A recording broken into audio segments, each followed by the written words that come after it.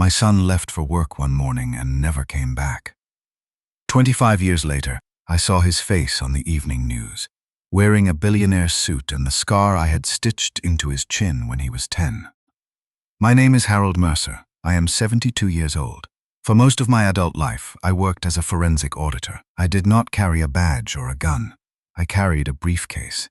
My job was to dig through corporate ledgers, trust accounts, and insurance claims to find the money that people were trying very hard to hide. I spent 30 years learning that numbers do not have emotions. They do not have loyalties, and unlike people, they never lie. But 25 years ago, the logic of my entire world was completely shattered. My only son, Nathan, was 28 years old. He worked as a mid-level accountant at a logistics firm in the city. He had a wife named Vivian and a 3-year-old daughter named Clara. It was a Tuesday in October. Nathan kissed his wife goodbye, walked out the front door, got into his sedan, and drove toward the highway. He never arrived at the office. The police found his car 3 days later, parked dangerously close to a rocky cliff overlooking a deep, turbulent river. The driver's side door was hanging wide open. The keys were still in the ignition. His wallet, his wedding ring, and his cellular phone were sitting neatly on the passenger seat. They searched the river and the surrounding woods for 6 weeks. They sent dive teams into the freezing water. They ran helicopters with thermal imaging cameras. They found absolutely nothing. The official police theory was that the pressure of his life had simply become too much for him, and he had chosen to end it. They told us that the river currents were notoriously unpredictable, and it was highly likely his body had been pulled out to the ocean. After 3 agonizing months, the search was called off. We held a funeral for a man we could not bury.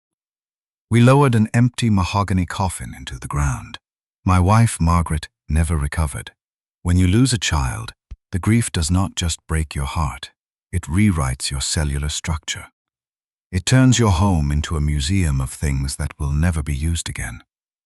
Margaret's health deteriorated rapidly, and she passed away 5 years later, her heart simply giving out under the weight of the silence in our house.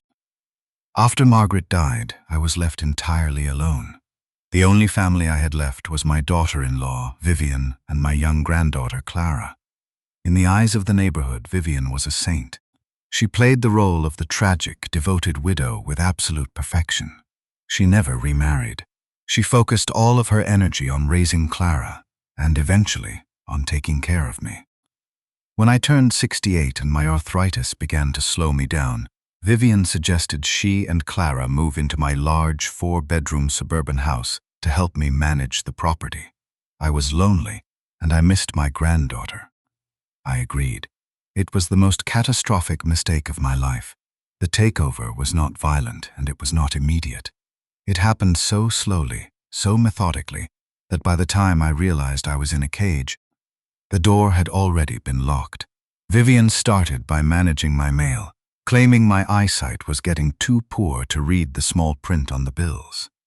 Then she took over my bank accounts, insisting that she could handle the complicated online transfers better than I could. Then came the doctor's appointments.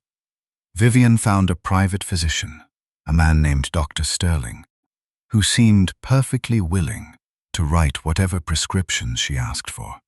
She started telling the neighbors that I was slipping. She used the word dementia with a quiet, practiced sadness. She told everyone that I was becoming confused, paranoid, and easily agitated. And then she moved me into the basement. "It is safer for you down here, Harold," she had said, her voice dripping with that toxic, synthetic sweetness she used whenever anyone else was listening. "There are no stairs for you to fall down. You have your own privacy. It is for your own good." My world shrank to 4 concrete walls. The basement was cold, smelling faintly of mildew and old dust. There was only one window, a tiny rectangular pane of glass set high up near the ceiling, barely large enough to let in a sliver of gray daylight. My meals consisted of cold soup, usually unsalted, brought down on a plastic tray twice a day. Vivian controlled everything. She controlled my medication. She controlled my access to the telephone. She controlled when I could see Clara. If I complained, if I raised my voice and demanded to be treated with dignity, she would simply shake her head, look at Clara, and say, "Your grandfather is having another episode." I was 72 years old, trapped in the dark beneath my own house, slowly being erased from existence. But my mind was not gone. I was old, my joints ached constantly, and my heart was broken. But the forensic auditor inside my brain was still fully awake. I knew exactly what Vivian was doing. I just did not have the physical strength or the access to the outside world to stop her. My only connection to reality was a heavy, obsolete cathode ray tube television, sitting on a cheap metal stand in the corner of the basement. Vivian had cancelled the cable subscription months ago, claiming I did not need the stimulation. But Vivian underestimated me. She saw an old man with failing joints. She did not see a man who had spent 30 years dissecting complex systems. On a Tuesday evening, after Vivian had locked the heavy wooden door at the top of the basement stairs, I pulled myself out of my small cot. I walked over to the television. I took a metal paperclip I had hidden inside my shoe, bent it into a precise V shape, and jammed it into the broken coaxial antenna port on the back of the television set. I spent 20 minutes painfully adjusting the angle of the paperclip, using a piece of aluminum foil torn from a gum wrapper to boost the signal. The screen flickered, hissed with white static, and finally stabilized into a grainy local news broadcast out of Seattle. I sat down in the frayed armchair, pulling a thin woolen blanket over my knees, grateful just to hear the sound of another human voice. The news anchor was talking about a major real estate development. The broadcast cut to a live feed of a massive, glittering skyscraper bathed in floodlights. It was the grand opening of the Vale Tower, a multi-billion-dollar commercial complex in downtown Seattle. The camera zoomed in on a podium set up on a large outdoor stage. A man in a sharp, impeccably tailored midnight blue suit stepped up to the microphones. The graphic at the bottom of the screen read, "Julian Vale, CEO of Vale Meridian Group." I watched him passively at first. He was a billionaire, a man who built skyscrapers and moved markets. He was speaking to the crowd with the effortless, magnetic charisma of a man who believed the world belonged to him. But as he spoke, something strange began to happen in my chest. A cold, heavy sensation settled at the base of my throat. The forensic auditor in my brain operates on pattern recognition.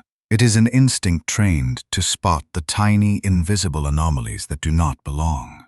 Julian Vale paused to let the crowd applaud. As he waited, he tilted his head exactly 5 degrees to the left, closing his eyes for a fraction of a second. It was a microscopic gesture. I gripped the arms of my chair. My breathing hitched. When the applause died down, Julian leaned forward. He gripped the outer edges of the wooden podium. But he did not just rest his hands there. He curled his thumbs inward, pressing them hard against his index fingers, completely hiding his knuckles. My heart started hammering against my ribs. I leaned forward, my face inches from the grainy glass screen. The camera angle shifted, moving from a wide shot to a tight, high-definition close-up of Julian Vale's face. The lighting on the stage was harsh, casting deep shadows under his jawline. And then, I saw it. Right on the edge of his chin, just below the jawbone, was a scar. It was not a straight line. It was a very distinct, jagged crescent shape, roughly the size of a quarter. The air rushed out of my lungs. The small, freezing basement suddenly felt like it was spinning violently out of control. When Nathan was 10 years old, he had taken his bicycle down a steep hill near our old house. He hit a patch of loose gravel, flew over the handlebars, and tore his chin open on the jagged edge of a metal storm drain. We had zero health insurance at the time. I was between jobs, and we could not afford a visit to the emergency room. I had cleaned the wound with rubbing alcohol in our kitchen sink. I had taken a curved needle and a thin piece of high-tensile fishing line, and I had stitched my own son's face back together while he squeezed his eyes shut and cried. I was not a doctor. My stitches were clumsy, uneven, and pulled too tight on the left side. No two scars in the entire world are identical. A scar is a fingerprint left by trauma. That scar is my handwriting. I stared at the billionaire on the television screen. The hair was styled differently. The teeth had been fixed with expensive veneers. The face was older, harder, and framed by expensive tailored wool. But the head tilt was the same. The nervous grip on the podium was the same. And the jagged, crescent-shaped scar was exactly where I had put it 30 years ago. My son did not jump into a freezing river. My son did not drown. He was standing on a stage in Seattle, soaking in the applause of 1,000 people under a fake name, while I sat rotting in a basement mourning a wooden box full of dirt. "Vivian," I screamed. My voice was raw, tearing through my dry throat. I did not care if I sounded crazy. I did not care about the consequences. "Vivian, get down here right now." I heard heavy footsteps on the floorboards above me. The deadbolt on the basement door clicked loudly, and the door swung open. Vivian marched down the wooden stairs. She was wearing a silk robe, her face pulled into a tight mask of manufactured annoyance. "Harold, what on earth is wrong with you?" she snapped, her hands on her hips. "You are shouting like a lunatic. Clara is upstairs trying to study." I did not look at her. I pointed a shaking finger at the television screen. "Look at him," I demanded, my voice trembling with a terrifying mixture of absolute shock and rising fury. "Look at the television, Vivian." Vivian rolled her eyes, let out a dramatic sigh, and turned her head toward the screen. Julian Vale was still speaking, his face filling the frame. I watched Vivian's face very closely. I expected confusion. I expected her to squint to ask me who the man on the screen was. I expected her to tell me I was imagining things, that the man only vaguely resembled my dead son. That is not what happened. The moment Vivian saw Julian's face on the screen, all the color drained instantly from her cheeks. Her eyes widened, the pupils dilating in a microscopic flash of absolute, primal terror. Her mouth opened slightly, but no sound came out. She stopped breathing. She did not look like a woman seeing a ghost. She looked like a woman who had just realized the lock on the monster's cage was broken. She lunged forward. She did not say a single word to me. She grabbed the power cord running from the back of the television and violently ripped it out of the wall socket. The screen snapped to black. The basement plunged back into silence. Vivian stood there for 5 seconds, her back to me, her shoulders rising and falling rapidly as she fought to control her breathing. When she finally turned around, the mask of the patient, saintly widow, was back in place, but it was incredibly brittle. Her hands were shaking. "You are hallucinating, Harold," she said, her voice tight and unnaturally high. "Dr. Sterling warned me this would happen. The dementia is causing visual processing errors. You are seeing things that are not real." "That was Nathan," I said quietly. My voice was no longer trembling. The shock was fading, solidifying into a cold, unbreakable block of absolute certainty. "He is alive, Vivian." "Stop it," she hissed, stepping toward me. "You are confused and you are getting agitated. Sit down." She reached into the deep pocket of her silk robe and pulled out a small, amber plastic prescription bottle. It was the heavy sedatives, the ones that made the walls melt and stripped me of my ability to form a coherent sentence. "Take this," she ordered, popping 2 thick white pills into her palm. "Right now, you need to sleep." I looked at the pills. Then I looked at her eyes. I reached out with a trembling hand, playing the role of the frail, broken old man perfectly. I took the 2 pills, placed them in my mouth, and took a sip of the stale water from my plastic tray. I swallowed loudly, making sure she saw my throat move. Vivian let out a long breath. "Good. Now go to sleep, Harold. I do not want to hear another sound from down here tonight." She turned, walked quickly up the wooden stairs, and slammed the heavy door shut. The deadbolt clicked into place with a loud, final thud. I waited exactly 10 seconds. Then I leaned over the side of the cot and spat the 2 white pills out of my mouth. I had tucked them deep under my tongue before taking the water.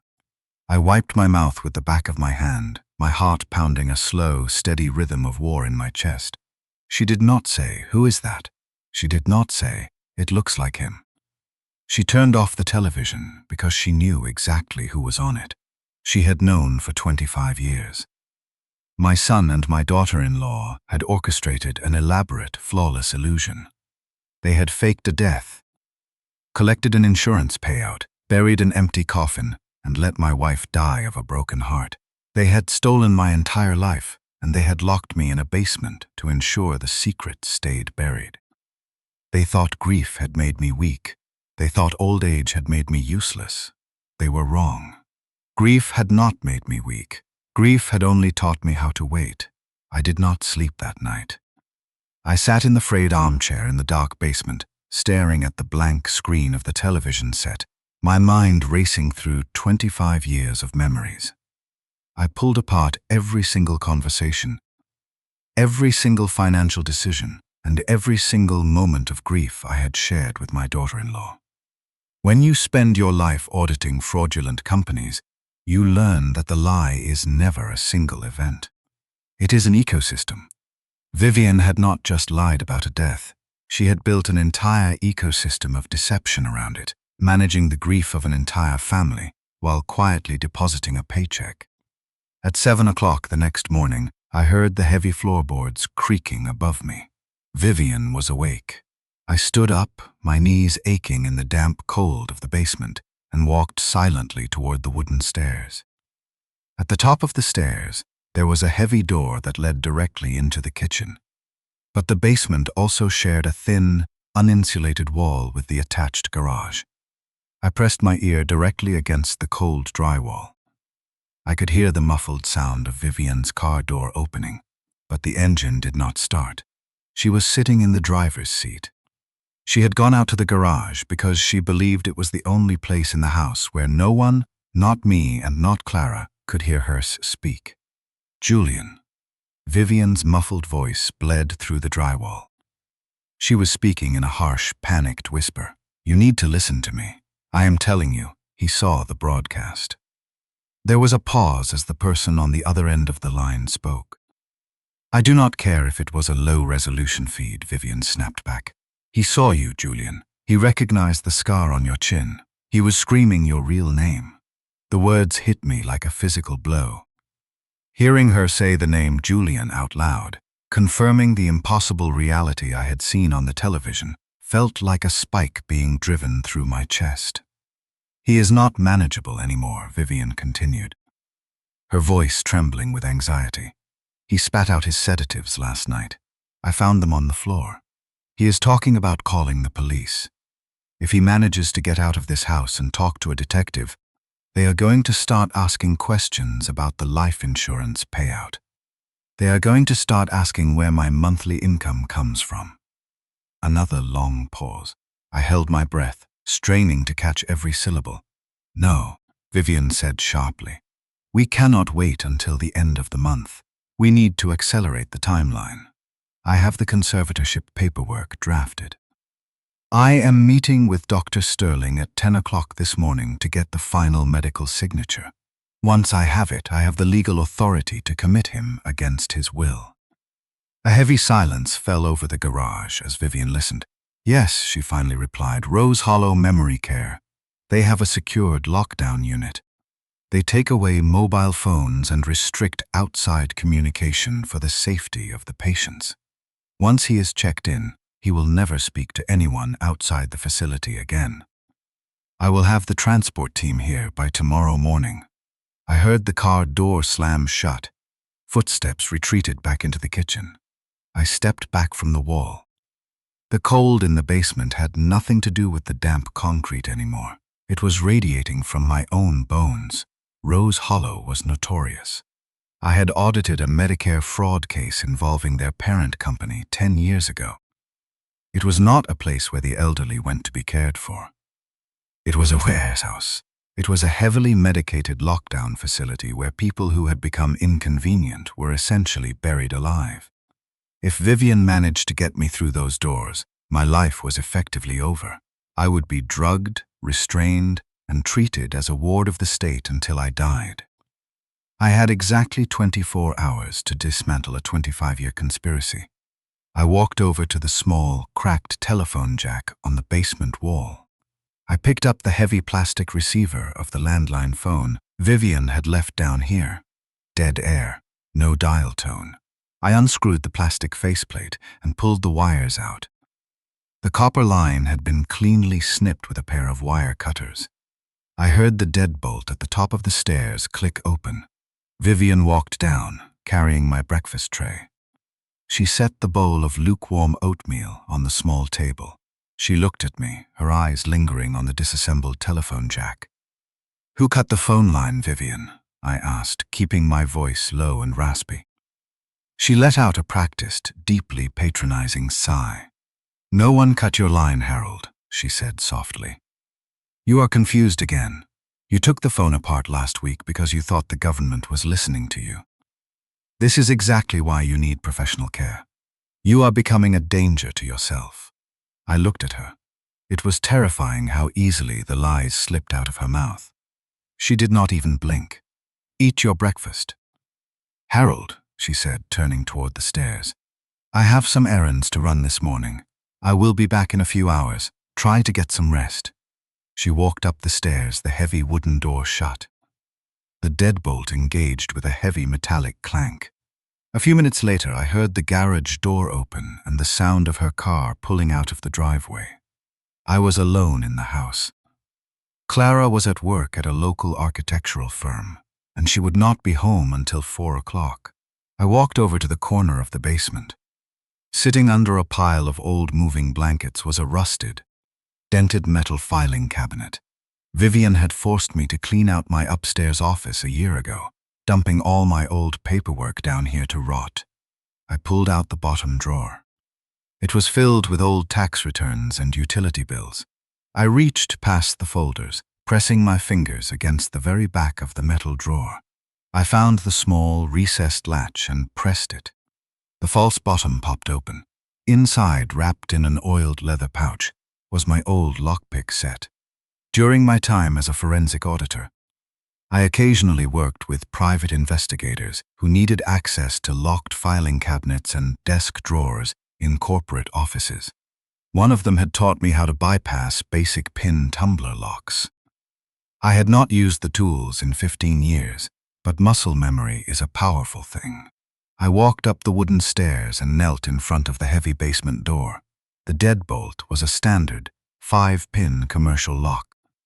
I slid the tension wrench into the bottom of the keyway, applying a slight rotational pressure with my left thumb. I took a standard hook pick in my right hand and slid it to the back of the lock. My hands were stiff with arthritis, and the metal tools felt cold and awkward against my skin. "Take a breath," I muttered to myself. "You read the numbers, now read the pins." I slowly pulled the pick forward, lifting the pins one by one until I felt the satisfying microscopic click of the driver pin catching on the shear line. 1, 2, 3, 4. The 5th pin was stubborn. My thumb ached from holding the tension. I adjusted my grip, visualized the internal cylinder, and pushed the final pin up. The lock cylinder rotated with a smooth, heavy click. I pulled the door handle and stepped out of the basement into the bright, sunlit kitchen. I did not stop to enjoy the feeling of freedom. Freedom is useless without leverage. I walked straight past the kitchen, down the hallway, and into what used to be my home office. Vivian had completely transformed it. My old oak desk was gone, replaced by a sleek, modern glass table. The bookshelves were filled with her gardening magazines and expensive interior design books. But she had left one thing exactly where it was. Built into the wall, hidden behind a large framed painting of a landscape, was a heavy steel wall safe. I had installed that safe 30 years ago. I knew the internal mechanics of it better than the company that manufactured it. Vivian believed it was secure because she had changed the electronic keypad code. She did not know that the safe had a mechanical override designed specifically for auditors. I pulled the painting off the wall. I popped off the small plastic cover next to the electronic keypad, exposing the manual keyhole. I used a specialized attention tool and a rake pick from my leather pouch. Because it was an older model, the mechanical lock was shockingly vulnerable to a simple raking attack. Within 45 seconds, the heavy steel door swung open. I pulled out a thick stack of manila folders and dropped them onto the glass desk. When you investigate financial crimes, you are looking for the story the money tells. People lie. Bank statements do not. I opened the first folder and began to read the story of my son's betrayal. The first document was a comprehensive portfolio of Vivian's bank accounts. For the last 25 years, she had received a monthly wire transfer of exactly $40,000. In recent years, that number had increased to $50,000. The transfers were completely automated, originating from an offshore holding company called Hollow Point Investments. I knew from my 30 years of auditing that holding companies do not simply hand out $50,000 a month out of the goodness of their hearts. I flipped to the back of the folder and found the original incorporation documents for Hollow Point Investments. It was a subsidiary of the Vale Meridian Group. My son was paying his wife $600,000 a year in hush money to maintain the illusion of his death. I opened the second folder. It contained the admission paperwork for the Rose Hollow Memory Care Facility. Vivian had paid a non-refundable deposit of $25,000 exactly 3 months ago. She had been planning to lock me away long before I ever saw Julian's face on the television. The third folder contained the legal documents for the conservatorship. Vivian had submitted a formal petition to the state, claiming I was mentally incompetent. If a judge signed it, she would gain complete legal control over my house, my pension, and my medical decisions. I felt a cold, sharp anger hardening inside my chest. They had completely commodified me. I was just an obstacle to be managed, a liability to be neutralized. But it was the fourth folder that shattered my heart completely. It was a thick, expanding file folder stuffed with dozens of envelopes. They were postmarked from all over the world: London, Tokyo, New York, Seattle. I opened the first envelope. It was a birthday card. Inside, written in Nathan's distinctive, slanted handwriting, was a simple message: "Happy 10th birthday, Clara. I am so proud of the beautiful girl you are becoming. Love always, Jay." I opened another. It was a high school graduation card. "Congratulations, Clara. The world is yours. Love, Jay." I opened a Christmas card from 3 years ago. "Merry Christmas, Clara. I wish I could be there to see you open your presents. Love, Jay." My son had faked his death. He had abandoned his family to reinvent himself as a billionaire, but some small, pathetic part of his conscience could not let go entirely. He had been sending birthday and holiday cards to his daughter for 25 years, and Vivian had intercepted every single one of them. She had locked them in a steel safe, telling her daughter that her father was dead, telling her that he had never left anything behind, while cashing his $50,000 checks every month. I heard the front door unlock. I froze. I looked at the grandfather clock in the hallway. It was only 2 o'clock in the afternoon. Vivian was not supposed to be home for another hour, and Clara was supposed to be at work. The heavy front door swung open, and I heard the sound of high heels clicking on the hardwood floor. "Grandpa?" Clara called out. It was my granddaughter. She had come home early. I stood in the office, surrounded by the open folders, the safe hanging wide open, the lockpicks scattered on the glass desk. There was no time to hide. There was no time to put the documents away. Clara walked into the hallway and stopped dead in her tracks. She stared at me, standing in the middle of her mother's office, my hands full of bank statements and birthday cards. Her eyes darted from the open safe to the basement door at the end of the hall, which was standing wide open. "Grandpa," she said, her voice trembling slightly, "what are you doing out of the basement? Mom said you were having a really bad episode today. She said you were confused and agitated." She reached into her purse and pulled out her cell phone. "I need to call Mom." "You are not supposed to be up here." I did not move toward her. I did not raise my voice. I knew that if I panicked, I would validate every lie Vivian had told her. "Clara," I said, my voice completely steady and terrifyingly calm. "Put the phone down." She hesitated, her thumb hovering over the screen. "But Dr. Sterling said." "Dr. Sterling is a paid asset," I interrupted, my voice hardening. "Your mother is meeting with him right now to finalize the paperwork that will lock me in a secure psychiatric facility for the rest of my life." Clara blinked, looking confused and scared. "What?" "No, she would never do that. She loves you." I picked up the stack of birthday cards from the desk. I walked slowly across the room and held them out to her. "I want you to look at these, Clara," I said. She looked at the envelopes, then back up at me. "What are they?" "Open them," I commanded gently. She took the top envelope from my hand. It was the high school graduation card. She pulled the thick cardstock out of the envelope and read the slanted handwriting. Her brow furrowed in confusion. "Who is Jay?" she asked. I handed her another card, the 10th birthday card. She read it, her eyes scanning the words. "Happy 10th birthday, Clara. I am so proud of the beautiful girl you are becoming." I watched the realization slowly wash over her face. She recognized the handwriting. Vivian had kept a few of Nathan's old notebooks in a box in the attic. Clara had spent hours staring at those notebooks when she was a teenager, trying to connect with the ghost of a father she barely remembered. "This is my father's handwriting," she whispered, her voice barely audible. "But that is impossible. He died when I was 3. "He did not die, Clara," I said softly. She looked up at me, her eyes wide with shock. "What are you talking about?" "He is alive," I said, pointing to the open safe. "He faked his death 25 years ago. He changed his name to Julian Vale. He is currently the CEO of a multi-billion-dollar real estate firm in Seattle, and your mother has known about it the entire time." "No," Clara choked out, taking a step backward.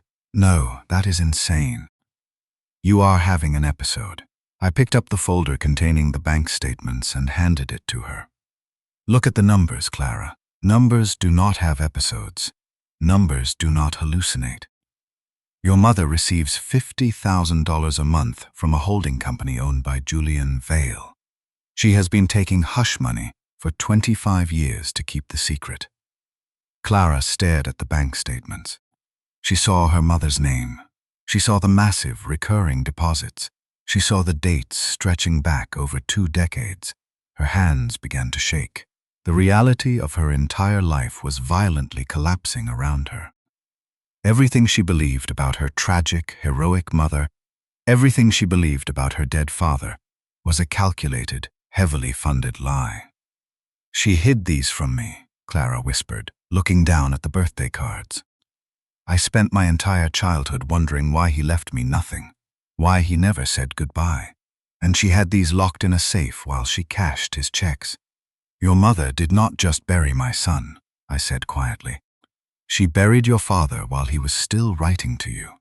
A tear rolled down Clara's cheek, splashing onto the glass desk. She wiped it away furiously. The shock was fading, replaced by a profound, agonizing sense of betrayal. "She is coming back soon," Clara said, looking up at me. Her voice was suddenly completely steady.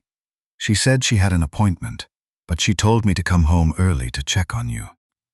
If she finds you out of the basement, she will call the transport team immediately."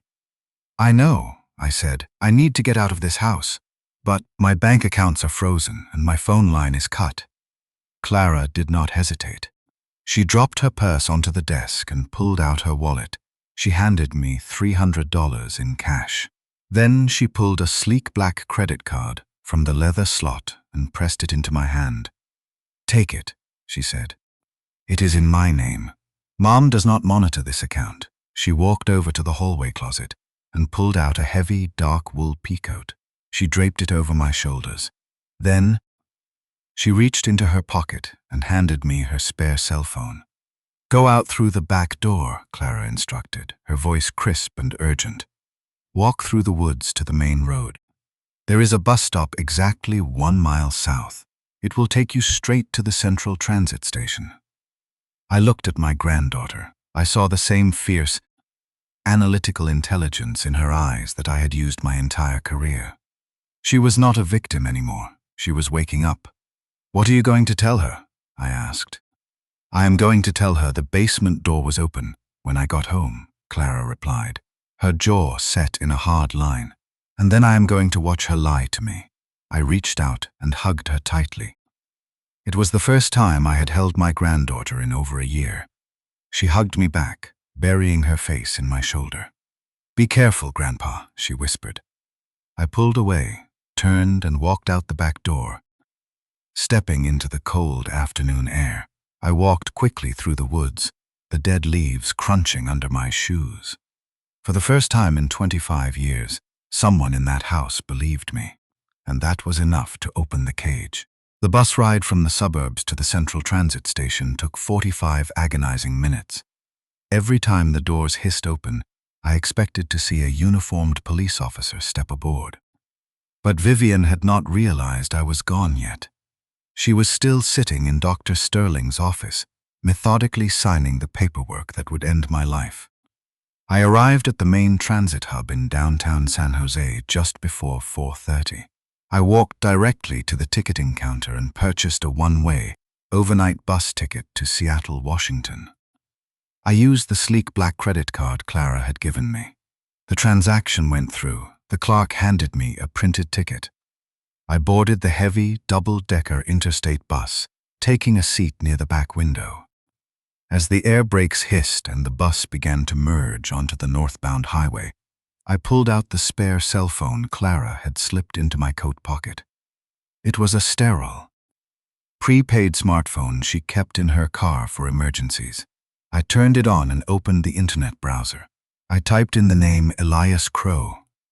20 years ago, during my time as a forensic auditor, I had been assigned to investigate a massive embezzlement case involving a prestigious Seattle law firm. The primary suspect was a brilliant, incredibly aggressive corporate attorney named Elias Crow. He had been quietly siphoning funds from a dormant trust account, but as I dug deeper into his financial records, I discovered the motive. He was not buying sports cars or offshore properties. Every single stolen dollar was going directly to a specialized oncology clinic in Switzerland. He was trying to buy his dying wife a few more months of life. I could have destroyed him. I could have turned over my preliminary findings to the federal authorities and sent him to prison. Instead, I walked into his office, closed the door, and told him exactly what I had found. I gave him 48 hours to quietly repay the trust account with his own personal assets before I filed my official report. He repaid the money. He kept his license. He kept his freedom. His wife passed away a year later, but he was able to be by her side instead of sitting in a federal penitentiary. Elias Crow owed me his life, and he was a man who understood the geometry of a debt. I found his current contact information. He was no longer just a corporate attorney. He was a senior partner at a massive international law firm, a man with deep, terrifying connections to politicians, regulators, and the financial elite. I dialed his direct line. It rang 3 times before an assistant answered. "Law offices of Elias Crow, how may I help you?" "This is Harold Mercer," I said quietly. "Tell Mr. Crow I am cashing in the ledger." There was a long pause. A few moments later, a deep, raspy voice came over the line. "Harold?" the voice asked. "It has been a very long time. I thought you had retired." "I did," I replied, watching the California landscape blur past the bus window. But my retirement was violently interrupted. "I am currently on a northbound bus. I will be arriving in Seattle tomorrow morning. I need a favor, Elias." "A very large one. Whatever you need, Harold. You name the place and I will have a car waiting." I gave him the address of a quiet diner near the Seattle Transit hub. I hung up the phone and leaned my head against the cold glass window. 2 hours later, my phone vibrated. It was a news alert Clara had pushed to the device. Silver alert issued for missing Santa Clara County man. Harold Mercer, 72 years old, suffering from advanced dementia. He is considered highly disoriented, possibly violent, and may be a danger to himself and others. Do not approach. Contact law enforcement immediately. Vivian had struck back. It was a brilliantly ruthless counterattack. By issuing a silver alert and painting me as a violent dementia patient, she had completely discredited me before I could even open my mouth. If I walked into a police station and tried to tell them my dead son was a billionaire, they would simply look at the alert, nod sympathetically, and call an ambulance to take me to a psychiatric ward. I opened the banking application on Clara's phone. The credit card she had given me was locked. Vivian had moved fast. She had realized the basement was empty, found Clara, and immediately frozen her accounts. I reached into my pocket and pulled out my wallet. I had exactly $300 in cash. It was not enough to fund an investigation, let alone a war against a billionaire. But I had one other asset. I looked down at my left wrist. I was wearing an immaculate vintage gold Patek Philippe watch. It was a retirement gift from the senior partners at my old accounting firm. It was a symbol of 30 years of unblemished integrity. When the bus stopped at a major rest area in Oregon around midnight, I walked into a 24-hour pawn shop near the highway. I placed the gold watch on the scratched glass counter. The pawnbroker, a heavy-set man with tired eyes, examined it under a jeweler's loupe. "This is a beautiful piece," he muttered. "I can give you $4,000 for it." "It is worth 12, I said flatly. The man slid the watch back toward me. "Then sell it at an auction house." "I need cash right now," I said. "Give me 5,000 and you can sell it for 12 tomorrow." He looked at my face, realizing I was not going to negotiate. He opened the register and counted out $50 bills. I walked across the street to an all-night pharmacy. I bought a box of cheap black hair dye, a pair of thick reading glasses, and a dark wool cap.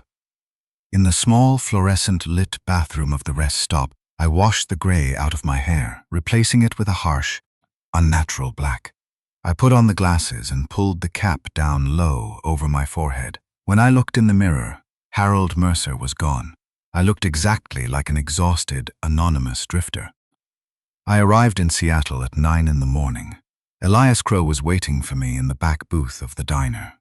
He was in his late 60s now, wearing a bespoke gray suit, leaning on a silver-handled cane. He looked incredibly wealthy and incredibly dangerous. He stood up when I approached the booth, his eyes scanning my cheap disguise. "Harold," he said softly, shaking my hand. "You look like hell." "I feel worse," I replied, sliding into the booth. Over a cup of black coffee, I told him everything. I told him about the empty coffin 25 years ago. I told him about Vivian, the basement, the hush money, and the Rose Hollow Memory Care Facility. And I told him about Julian Vale. Elias did not interrupt. He did not express disbelief. When I finished, he simply stirred his coffee, his sharp eyes focused on my face. "Julian Vale is preparing to take his company public tomorrow night," Elias said, his voice low and calculated. "The Vale Tower Gala is the centerpiece of the IPO launch. He is hosting 300 of the wealthiest investors in the country. The security will be absolute. I need to look him in the eye," I said. "I need to know why he did it. Before we tear his empire down, I need to hear the truth from my son." Elias nodded slowly. He reached into his jacket pocket and pulled out a small metallic object attached to a thick black lanyard. It looked exactly like an emergency medical alert pendant that elderly people wear around their necks. He slid it across the table. "This is a continuous loop, high-fidelity digital audio recorder," Elias explained. "It is shielded against standard electronic sweeps. Wear it under your shirt. I will have my security team arrange a service entrance credential for you at the Vale Tower. You will go in as a private catering contractor." He leaned forward, his eyes locking onto mine. "Harold, Julian Vale is a ruthless man. If he recognizes you, he will not hesitate to silence you. Be careful." I took the pendant and slipped the lanyard around my neck, dropping the small metallic disc beneath my shirt. I have nothing left to lose, Elias. That makes me far more dangerous than he is. At 7 o'clock that evening, I walked through the underground loading dock of the Vale Tower. The building was a monument to wealth and power. Marble floors, glass walls, and dozens of private security guards roaming the corridors with earpieces. I was wearing a white catering uniform Elias had procured for me, carrying a tray of polished champagne glasses. I kept my head down, my black dyed hair and thick glasses hiding my features. I took the service elevator up to the VIP mezzanine. The hallway leading to the executive suites was quiet, lined with expensive modern art and thick acoustic carpeting. I set my tray down on a small side table and waited near the entrance to the private executive restroom. 10 minutes later, the heavy oak doors at the end of the hall opened. Julian Vale walked out. Surrounded by 3 men in expensive suits, they were laughing, celebrating the impending success of the IPO. Julian dismissed the men with a wave of his hand and walked toward the restroom. He pushed the door open and stepped inside. I followed him. The restroom was a massive expanse of black marble and gold fixtures. Julian was standing at the sink, running cold water over his hands, staring at his reflection in the mirror. I reached up, pulled off the thick reading glasses, and took off the wool cap. I stepped up to the sink directly beside him. "Hello, Nathan," I said. My voice was quiet, but it echoed loudly against the marble walls. Julian froze. He did not flinch. He did not gasp. He simply looked at my reflection in the mirror. For 3 long seconds. The absolute silence in the room was suffocating. I expected him to panic. I expected him to deny it. Instead, he turned off the faucet, pulled a linen towel from the gold rack, and dried his hands with slow, deliberate precision. He turned to face me. The jagged crescent scar on his chin was painfully visible under the bright vanity lights. "That name has been dead for 25 years, he said, his voice cold and devoid of any human emotion. "You should have left it buried." "Why?" I asked, the word tearing out of my throat. "Why did you do it, Nathan? You let your mother die of grief. You abandoned your daughter.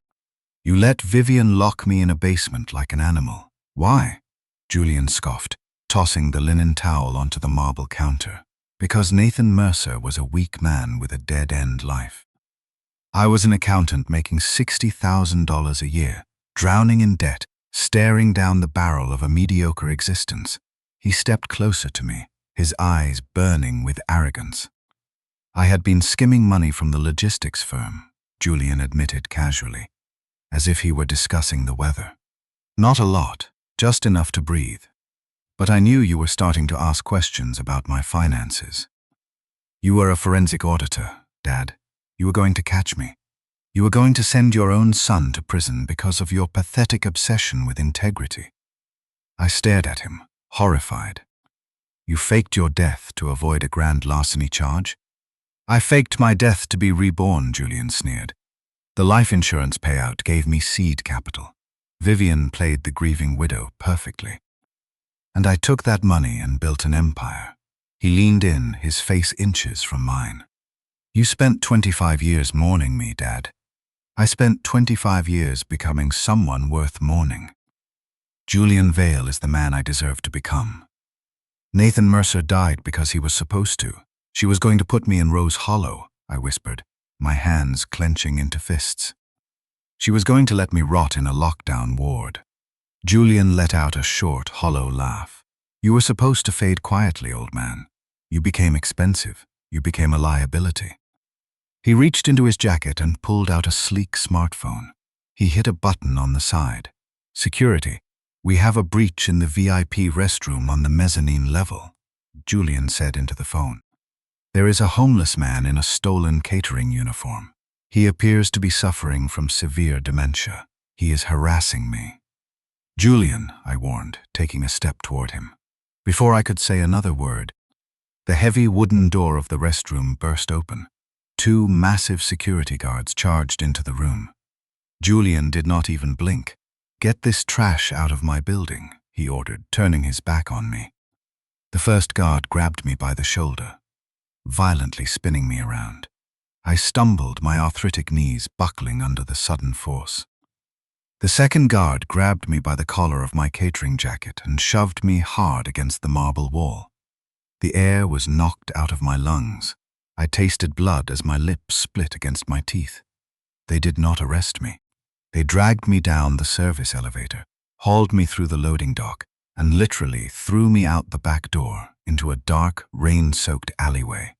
I hit the wet asphalt hard, my shoulder screaming in pain. "Do not come back here, old man," the guard growled, slamming the heavy steel door shut. I lay on the cold, wet ground for a long time, the rain soaking through my thin uniform. Every muscle in my body ached. I had never felt so old, so frail, and so completely defeated. I reached under my shirt with a trembling hand. I pulled out the medical alert pendant Elias had given me. I pressed the small playback button on the side and held the tiny speaker up to my ear. The device had not just recorded my conversation with Julian. Because it was a continuous loop, high-gain microphone, it had continued recording from my shirt pocket while the guards were dragging me out of the restroom. I listened to the hissing audio of the scuffle, the sound of me being shoved against the wall. But then, clearly audible over the noise of the struggle, I heard Julian's voice in the background. He was speaking on his cell phone. "Vivian, it is me," Julian's recorded voice said. "Cold and completely ruthless. He is here. He found me. I just had security throw him in the alley.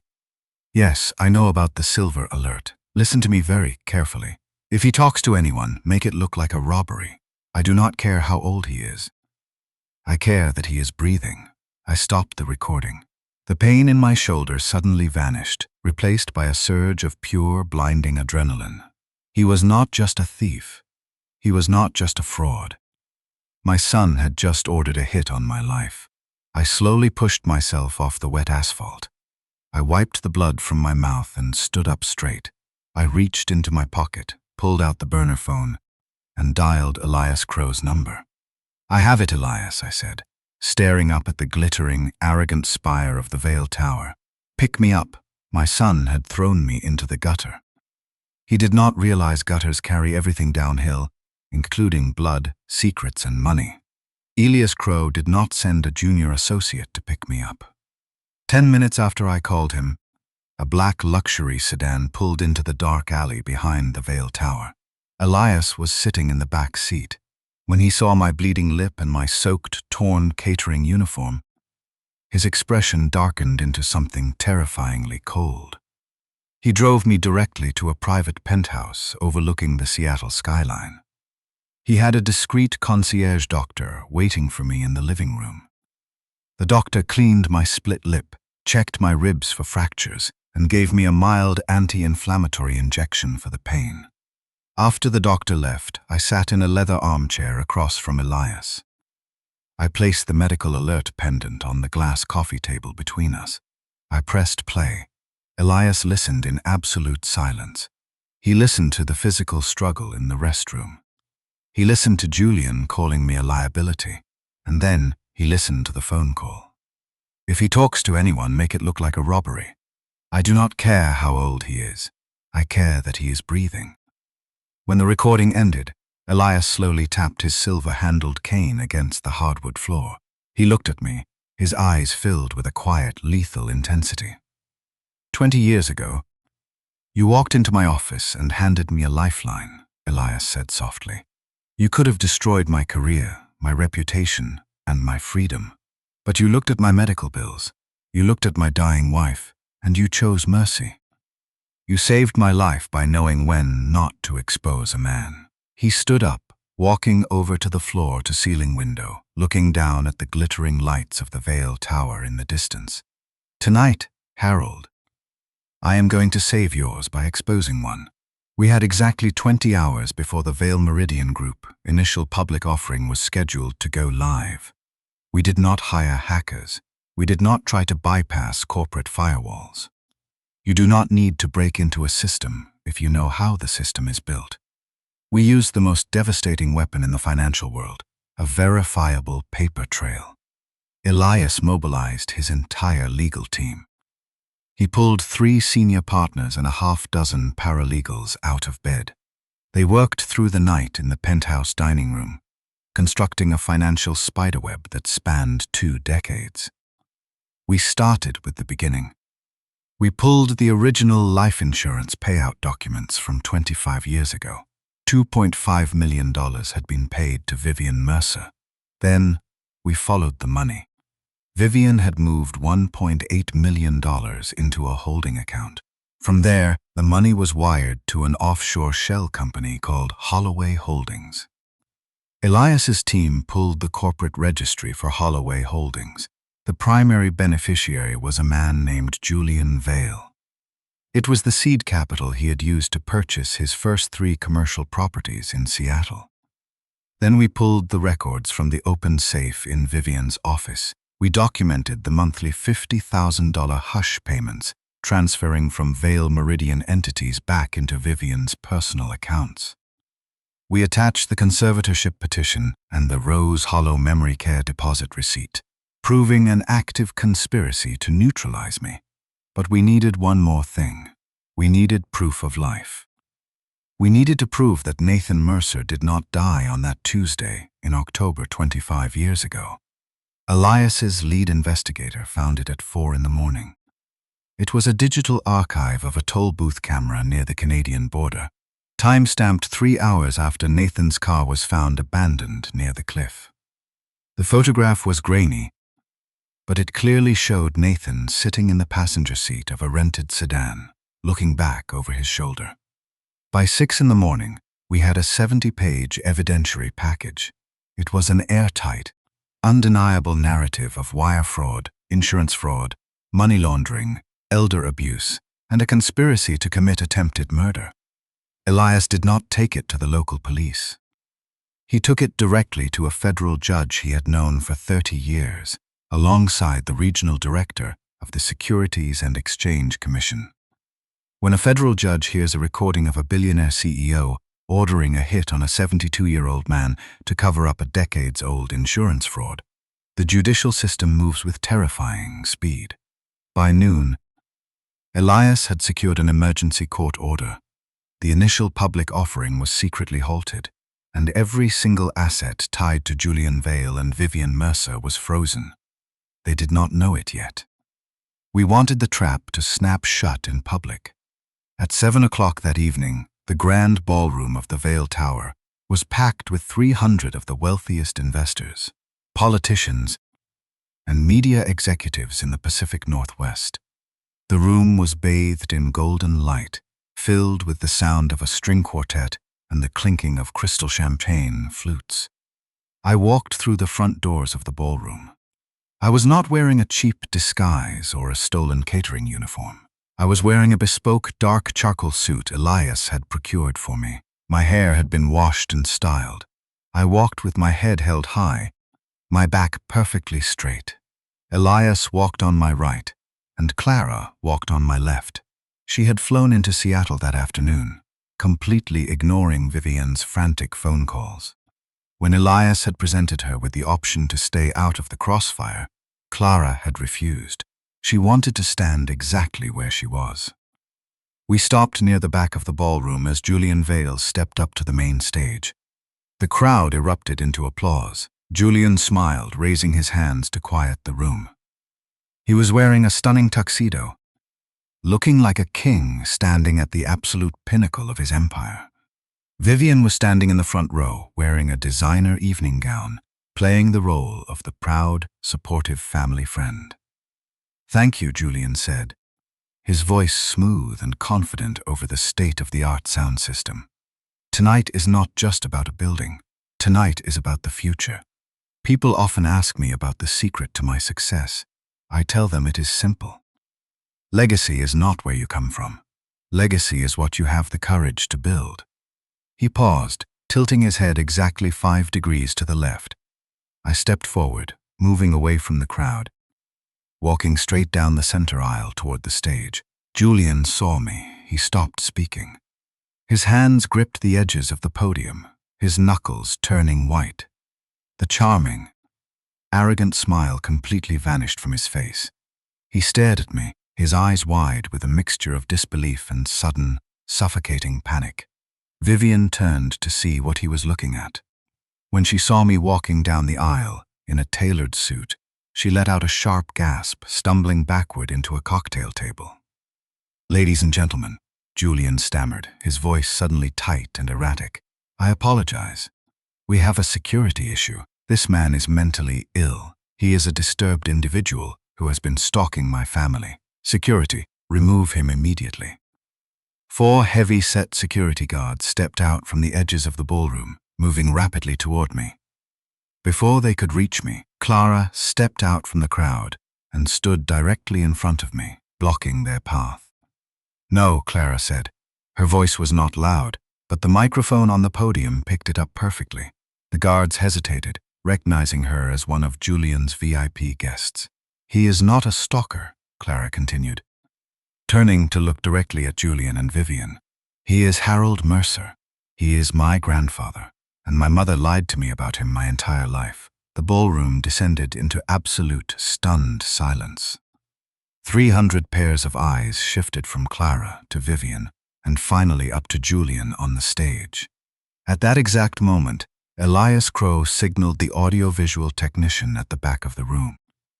A federal subpoena had proven to be highly persuasive in securing the technician's cooperation. The massive digital screen behind Julian, which had been displaying the glowing Vale Meridian logo, suddenly snapped to a stark, high-contrast presentation. It was a financial spiderweb.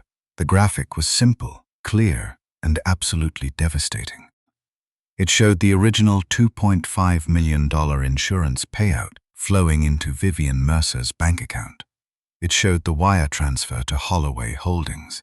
It showed the seed capital funding the Vale Meridian Group. And it showed the endless recurring $50,000 hush payments flowing right back into Vivian's pockets. "What is this?" Julian shouted, spinning around to look at the screen. "Turn that off. Turn it off right now." "This is private financial data," Julian yelled, turning back to the crowd, his face pale and sweating. "This is slander. This is corporate sabotage. My legal team will destroy whoever put this on the screen." I stopped 10 feet from the stage. I looked up at the man who had stolen my son's face. "No, Julian," I said, my voice echoing clearly through the silent ballroom. "This is accounting. Slander has opinions. Accounting has dates." The screen shifted again. An audio waveform appeared on the display. The recording I had taken in the alleyway began to play over the massive concert speakers. "If he talks to anyone, make it look like a robbery." Julian's recorded voice echoed through the ballroom, cold and merciless. "I do not care how old he is. I care that he is breathing." A collective gasp went up from the crowd. Investors stared at the stage in absolute horror. Board members physically backed away from the front row. The illusion of the brilliant, philanthropic billionaire shattered into a million irreparable pieces in front of their eyes. Julian looked like he was suffocating. He grabbed the microphone. "It is fake," he shouted desperately. "It is an AI deep fake. They are trying to ruin me." The heavy mahogany doors at the back of the ballroom swung open. A dozen federal agents in dark windbreakers bearing the letters FBI walked into the room. They were accompanied by local police officers and 2 officials from the Securities and Exchange Commission. Vivian screamed from the front row, her designer gown trembling as she frantically tapped her cell phone. "The accounts are locked. Everything is frozen. I cannot access the offshore funds." She looked up at him, her face twisted in pure terror. "Julian." "They took the money."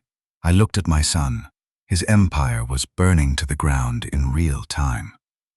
"No one is transferring your money tonight, Julian," I said, my voice cutting through the rising chaos of the ballroom.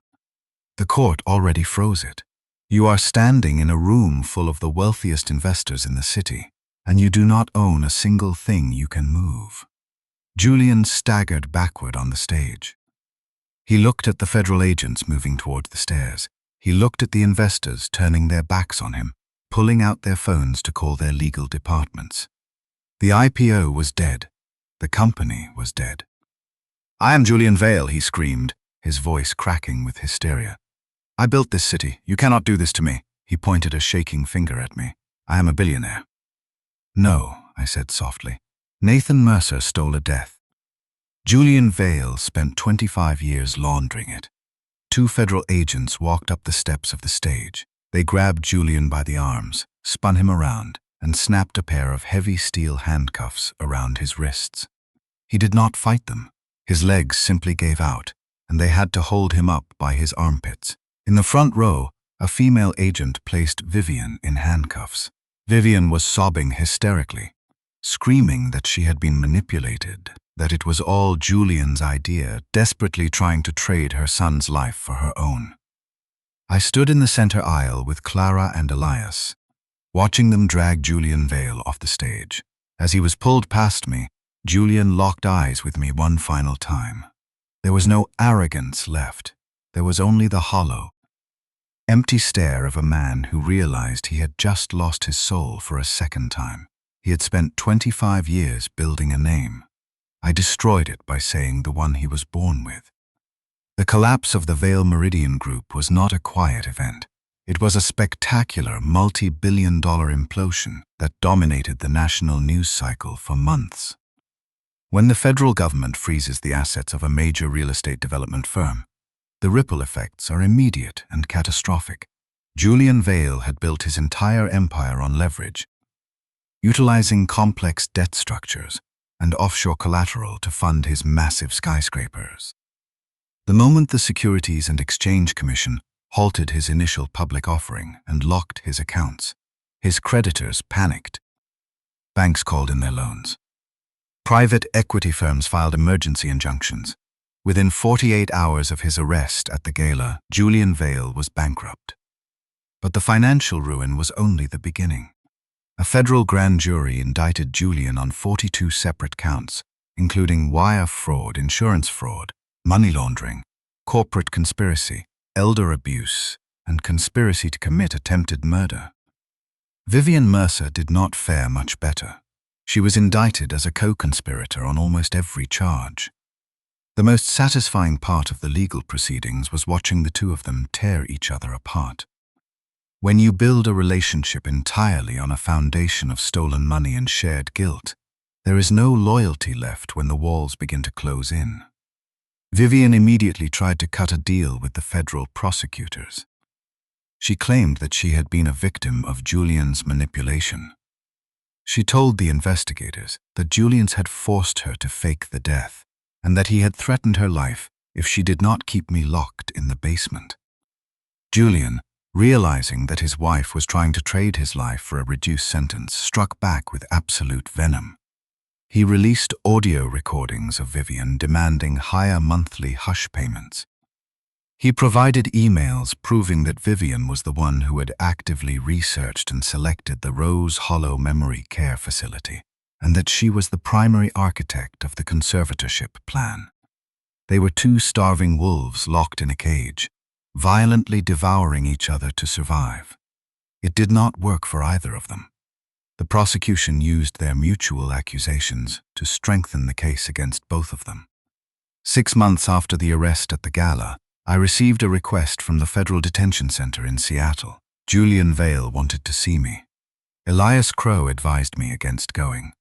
"He is a narcissist, Harold." Elias had warned me. "He has lost his money, his power, and his name. The only thing he has left is his ability to manipulate people. Do not give him an audience."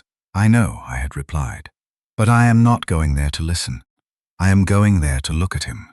The visitors' room at the Federal Detention Center was a sterile, windowless box painted in institutional gray.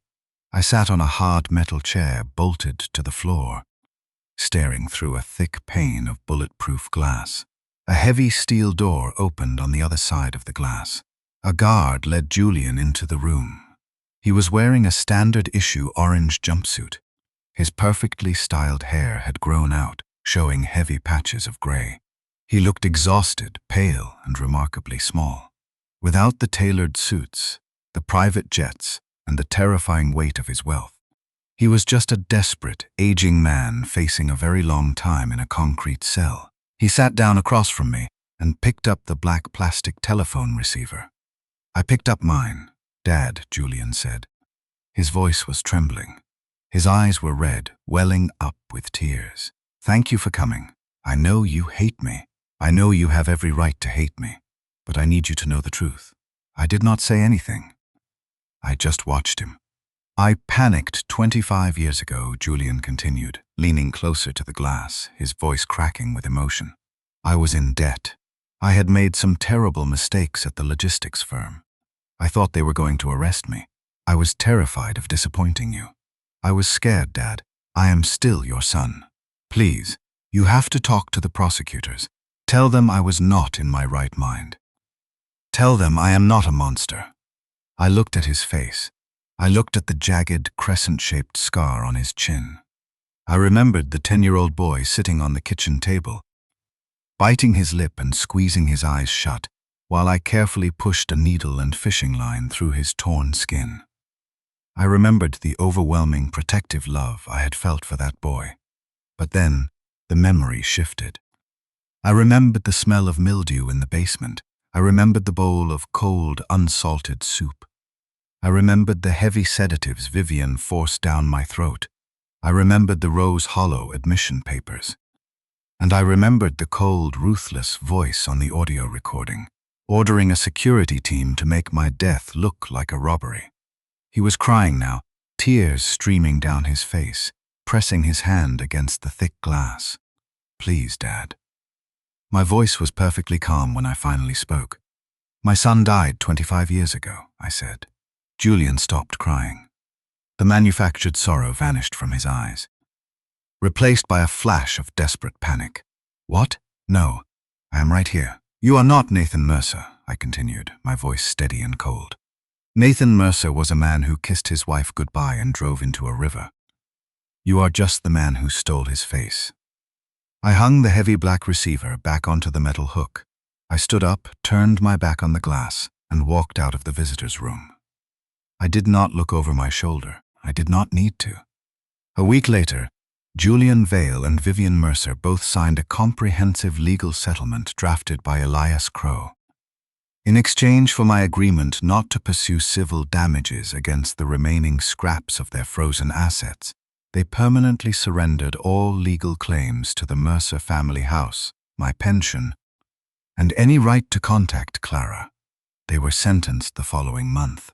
Julian received 22 years in federal prison without the possibility of parole. Vivian received 15 years. Clara and I did not attend the sentencing hearing. We were too busy rebuilding our lives. When the media circus finally died down, Clara moved her belongings into the guest bedroom of my house. She had spent her entire life living under the suffocating, toxic shadow of her mother's lies. She needed a safe place to heal, and I needed my family. We did not sell the house. Vivian had tried to turn it into a prison, but I refused to let her memory dictate where I lived. We decided to fix it instead. On a crisp Saturday morning in October, exactly 1 year after I had broken out of the basement, Clara and I walked down the wooden stairs together. I carried a heavy cordless drill. Clara carried a crowbar. We walked up to the heavy solid oak door at the top of the basement stairs, the door with the deadbolt, the door that had kept me locked in the dark for over a year. I engaged the drill and removed the heavy steel screws, holding the hinges to the doorframe. Clara used the crowbar to pry the heavy wood loose. The door hit the floor with a loud, satisfying thud. We carried it out through the kitchen, across the back deck, and out into the large backyard. We dropped the heavy door into the center of the stone fire pit. Clara poured a liberal amount of lighter fluid over the wood. She struck a long wooden match and tossed it onto the door. The flames caught instantly, roaring to life, consuming the old wood and the heavy steel deadbolt. We stood side by side in the cool autumn air, watching the cage burn to ashes. We did not leave the basement empty. We spent the next month cleaning it, painting the walls a warm, bright white and installing high-quality fluorescent lighting. We moved large filing cabinets and a massive conference table into the space. We turned the basement into an office. It became the official headquarters of the Mercer advocacy group. Elias Crow provided the initial legal funding. I provided the forensic accounting expertise. And Clara, who had quit her job at the architectural firm, managed the intake and the daily operations. Our mission was very simple. We specialized in helping elderly victims of financial abuse. The system is full of predators who target the elderly because they believe old people are confused, isolated, and powerless. We hunted the family members who drained retirement accounts. We audited the nursing homes that forged signatures. We dismantled conservatorships designed to steal houses.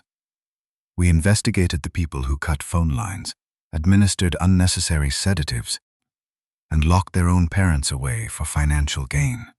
If someone was using money to hurt an elderly person, I found the paper trail, and Elias Crow used that paper trail to destroy them. 6 months after we opened our doors, Clara brought a file down to the basement office and set it on the conference table. "It is an 82-year-old widow from San Jose," Clara said, her voice tight with anger.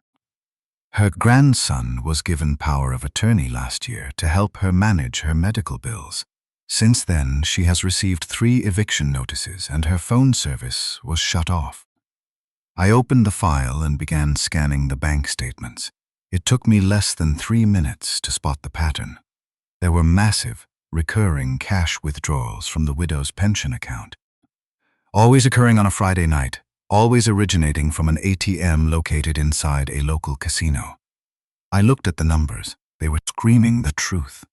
The grandson was not paying medical bills. He was draining her life savings to fund a gambling addiction, and he was isolating her to keep her from finding out. It was a mirror reflecting my own past. It was the exact same ecosystem of deception, just on a smaller scale. I closed the file and looked up at Clara. "Contact Elias. Tell him to draft an emergency injunction to freeze the grandson's access to the accounts. We are going to the police with this tomorrow morning." Clara nodded, a fierce, determined light in her eyes. "I will get it done right now." She turned to leave the office, but she stopped near the stairs. She reached into her pocket and pulled out a standard white postal envelope. It had a federal prison return address printed in the top left corner. "It came in the mail today," Clara said quietly. Looking down at the envelope, I recognized the handwriting immediately. It was Julian's. "Are you going to read it?" I asked. Clara stared at her father's handwriting for a long moment. Then she shook her head. "No," she said. "He does not get to write the story anymore." She walked upstairs. I followed her out to the backyard. The stone fire pit was cold, but the ashes of the basement door were still piled in the center. Clara did not hesitate.